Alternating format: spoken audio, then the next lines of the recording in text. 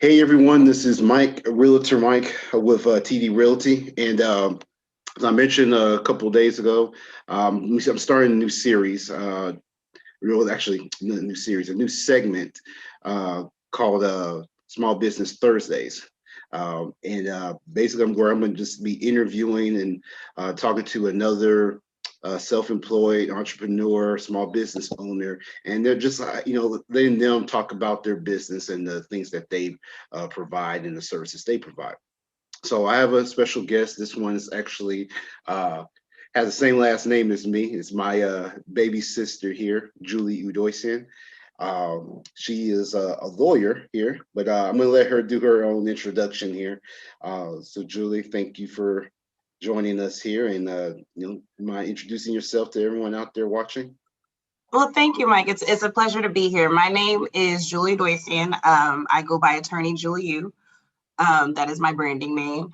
I am a licensed attorney in the state of Louisiana. I am able to practice all over Louisiana, and I am just happy to be here. I do have my own firm here in Louisiana. So yes, that's what we're here talking about. Yeah. So so my sister's not even in state. She's in a whole nother state practicing law. But nonetheless, so proud of you and everything that you have accomplished. Thank you. So Dad always wanted an attorney in the family, so he got one. So so I'm going to go ahead and jump right in here. So kind of explain, to the people out there, how you got started. Like, what was your well, before we even go there, kind of what services do you provide? What type of area of law do you practice? Well, the areas of law that I practice, considering that I practice in a variety, I would consider myself a general practitioner.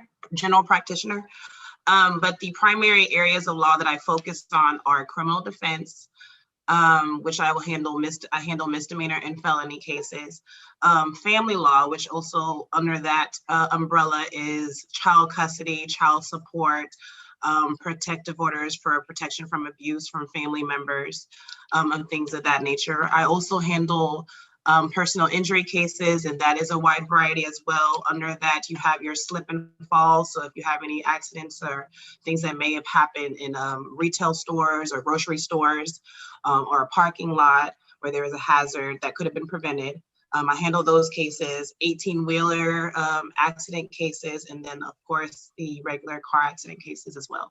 Okay, great. So it's a lot, a lot on your plate there, and a lot, which is good. It's good. It gives you a big range there. So as I mentioned before, kind of explaining your motivation. I noticed that you don't have your own you have your own firm. You didn't join a firm when you got your when you passed your law test and everything and got your license. So kind of explain, kind of what was your motivation, even getting into law and why you wanted to be an attorney, and kind of explain, why you create your own firm instead of joining a firm that was established. Okay. Let's see. So let me start off with stating why I wanted to even become an attorney and be a lawyer. Of course, as you mentioned, Daddy wanted someone to be an attorney, but luckily, I actually had an interest in law, and it stemmed from, of course, most people watch Law and Order. So I was watching a lot of things on TV, and the presence, the way that attorneys moved around the courtroom, it gave me an adrenaline rush. It's something that I thought was so inspiring and so interesting. And then from there, of course, as a kid, I thought I wanted to be a surgeon. I realized I didn't like the cutting of skin, so that was out of the window. But I had a real knack for helping people. I was always considered that strong friend. So a lot of my friends came to me for advice, and I actually love, advising my friends and helping them. And that's essentially what an attorney does. I've never been I would say the straight A student. I was more so the A and B, the all around, the well-rounded student, which is rare for a lot of people who are, pursuing law. You automatically think that someone pursuing law is, always in their books, which I'm not saying that I didn't read, but I didn't give the perception off because I was also an athlete, or someone who loves politics. I actually do not care for politics at all. So that was actually interesting. So I was your non-traditional law student, but I love the fact that I was going to be able to help each other. So getting into undergrad, I majored in political science, which, normally they say is a prerequisite for law. Come to find out, going into law school, I could have majored in anything else, because with law school, you just need certain skills to succeed. But anyway, I matriculated through law school, and let me backtrack. Before even getting into law school, I actually applied for law school for 2 rounds. I took the LSAT twice, and the first time I took it was self-taught, and I took it and I didn't do well. I didn't get the score that I wanted. That was an automatic discouragement, because already, like I said, I didn't necessarily fit the mold or the criteria for someone who was pursuing law. And so that provided, or at least, planted a seed of self-doubt. But because I'm, a hard worker and I don't necessarily give up, I tried again. And I tried to go to schools that provided an environment for well-rounded students like me. So I applied to Southern University Law Center. I got in. I did the pre-law program, and I matriculated through law school. A lot of people don't know my actual first year, I got dismissed, which means I had to start over my first year all over again, the second year that I came back. And a lot of people will be afraid to say that, but I am not, because that is what shows the grit that I actually needed for further down the law, even further down the line, even opening my practice. So I wasn't afraid to fail and start over again. So I had to do that. I matriculated through. I studied for the bar exam. I first passed on the first try. And then I sat and waited. You have that waiting game. My first initial thing that I wanted to do wasn't to open up my own practice. I wanted my own firm in the long run, because I wanted to be an entrepreneur, not even knowing what that entailed, what that involved, but I wanted at least to have my own firm.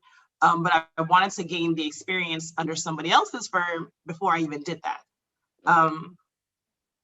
However, God told me otherwise. I had applied to various law firms and interviewed, and it was because of the lack of experience I had. I didn't have enough experience, even though they were looking for a first-year attorney. But even with first-year attorneys, they're looking for some type of experience, which unfortunately I did not have.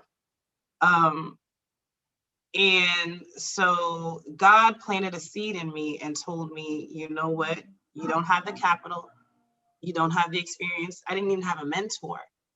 But take that leap and start your firm anyway, and he will handle the rest. And that is exactly what I did. I started my firm January of 2019 is when it officially opened. And since then, of course, I've experienced the rigmaroles of being an entrepreneur, of also, having your own business, and then on top of that, the practice of law.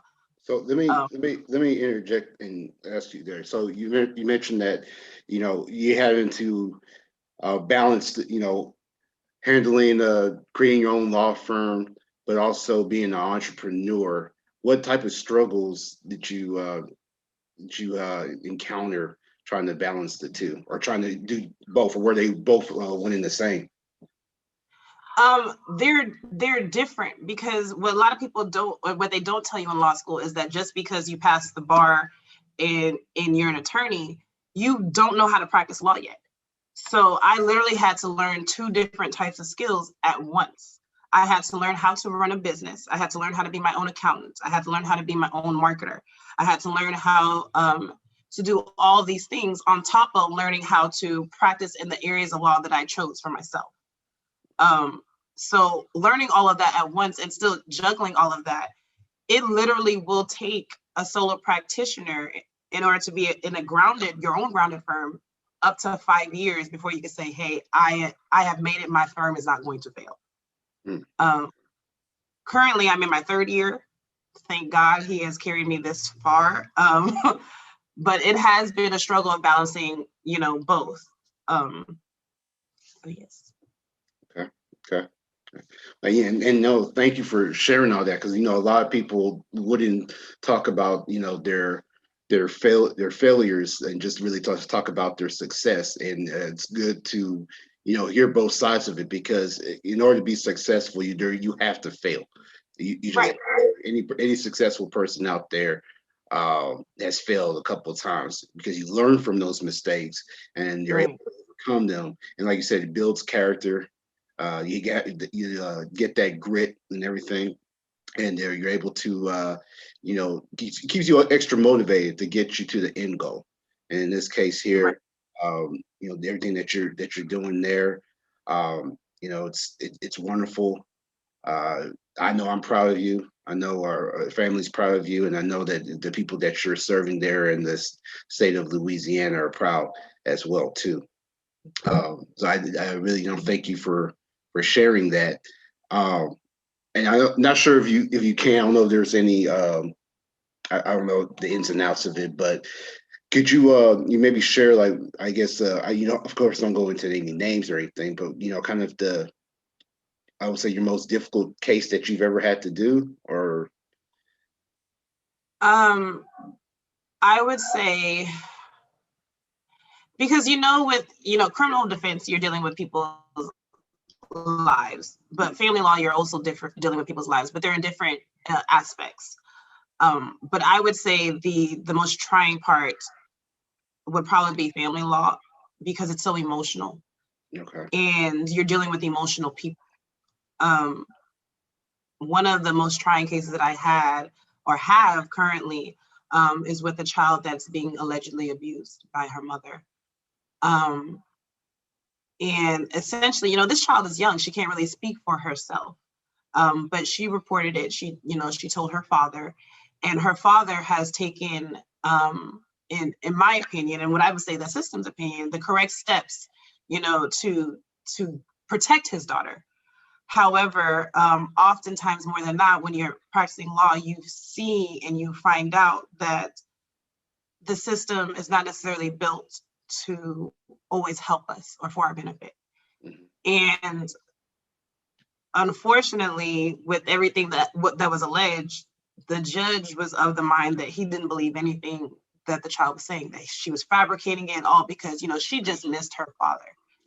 And to see and hear that, so these egregious allegations just be swept under the rug, knowing that even if they're not completely true, that there's probably a slight bit of truth in it, and you're not investigating that matter, is heartbreaking. And when you go to court and the judge says what he says, there's nothing you can really do to argue about that. I mean, you can appeal and do certain things, but if the judge makes a judgment, that's what it is.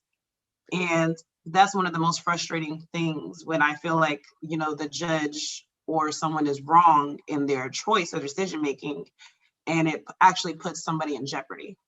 Gotcha. Oh, yeah, I can't even imagine that. I mean, like I said, you're doing a great service there, help representing the people who don't have a voice. I mean, the most I'm able to do, when it comes to that stuff, I can't even. I mean, I watch Law & Order SVU. That's the most I can do. I mean, all the other stuff. And people think it's easy. It's not like it's on the TV. It really isn't. And as an individual, you're just an individual. So imagine, I'm literally responsible for this person, for this person's sanity. And that is a heavy burden to carry. Well, I mean, like I said, appreciate everything that you're doing. Then we're going to go ahead and wrap up here. But, for the people that obviously you're in the state of Louisiana, so you're practicing there. If someone is trying to or needs to contact you or get a hold of you, what's the best contact info? You can contact me or reach me at 214-418-6174. I also have, I'm also on Facebook and Instagram at the panhandle Attorney Julie Yu. And I also have my website, www.attorneyjulieu.org. So you can reach and find me there. All right. All right.